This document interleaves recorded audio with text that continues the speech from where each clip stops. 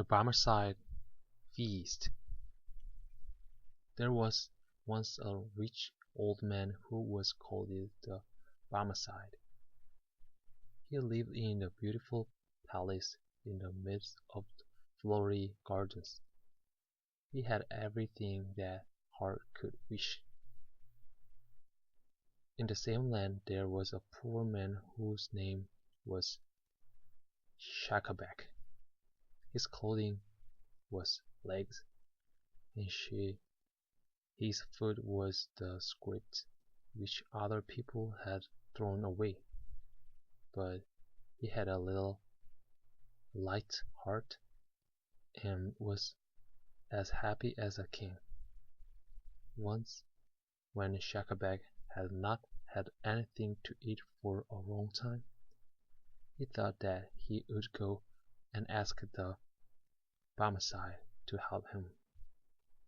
The servant at the door said, "Come in and talk with our master. He will not send you away hungry." Shakabak went in and passed through many beautiful rooms, looking for the Barmecide. At last he came to a grand hall where there were soft carpets on the floor and fine pictures on the walls and pleasant couches to lie down upon. At the upper end of the room he saw a noble man with a long white beard.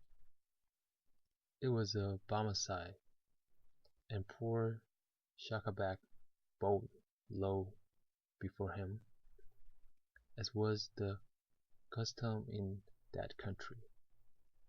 The Barmecide spoke very kindly and asked what was want. Shakabak told him about all his troubles, and said that it was now 2 days since he had tasted bread. "Is it possible?" said the Barmecide. "You must be almost dead with hunger, and here I have plenty and to spare." Then he turned and called, "Ho, boy, bring in the water to wash our hands, and then order the cook to hurry to supper." Shakabak had not expected to be treated so kindly. He began to think, and the rich man, "Say not a word," said the Barmecide, "but let us get ready for the feast." Then the rich man began to rub his hands, and threw someone were pouring water on them. "Come on and wash with me," he said. Shakabak saw no boy, nor water, but he thought that he ought to do as he was bidden, and so, like the Barmecide, he made a pretence of washing. "Come now," said the Barmecide, "let us have supper." He sat down, as if to a table, and pretended to be carving a roast. Then he said, "Help yourself. My good friend, you said you were hungry, so now don't be afraid of the food." Shakabak thought that he understood the joke, and he made a pretence of taking food and placing it to his mouth. Then he began to chew, and said, "You see, sir, I lose no time." "Boy," said old man, "bring on the roast goose." "Now, my good friend, try this choose piece from the breast, and here are sweet sauce, honey, raisins, green pea, and dried figs. Help yourself, and remember that other good things are coming. Schacabac was almost dead with hunger, but he was too polite not to do as he was bidden. "Come on," said the Barmecide. "Have another piece of the roast lamb. Did you ever eat anything so delicious?" "Never in my life," said Schacabac. "Your table is full of good things." "Then eat heartily," said the Barmecide. "You cannot please me better." After this came the dessert.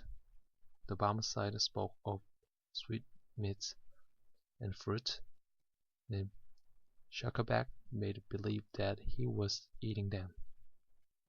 "Now, is there anything else that you would like?" asked the host. "Oh no," said poor Schacabac. "I have indeed had great plenty." "Let us drink then," said the Barmecide. "Boy, bring on the wine." "Excuse me, my lord," said Schacabac. "I will drink no wine, for it is forbidden." The Barmecide seized him by the hand.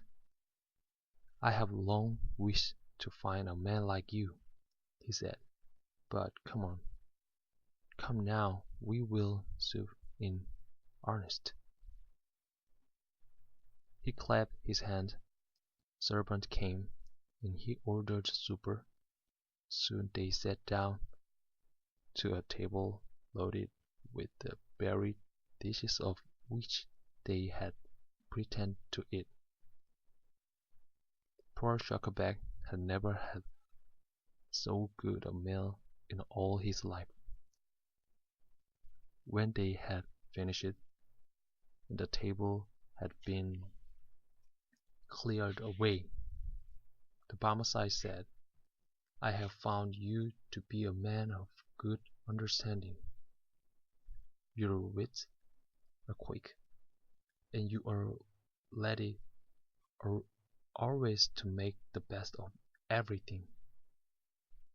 Come and live with me, and manage my house."